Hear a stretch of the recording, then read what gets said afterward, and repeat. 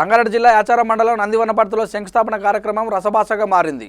Ibrahimpatnam MLA Manchireddy Kishan Reddy దాడి చేశాడంటూ స్థానిక BJP MPP Sukanya ఆరోపించారు. నందివనపర్తి నుంచి మేడిపల్లి వరకు ఫార్మసిటీ రోడ్ నిర్మాణానికి సంబంధించిన శంకుస్థాపన కార్యక్రమానికి ఎమ్మెల్యే మంచిరెడ్డి కిషన్ రెడ్డి వచ్చారు.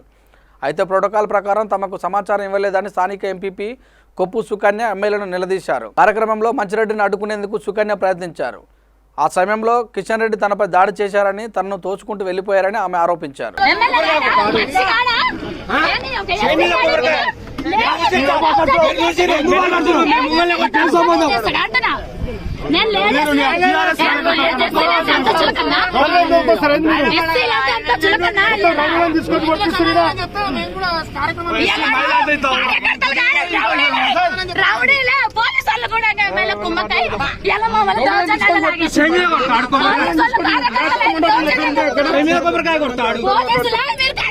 ఇప్పుడు ఆచార మండపంలో రాడు ఎవరైనా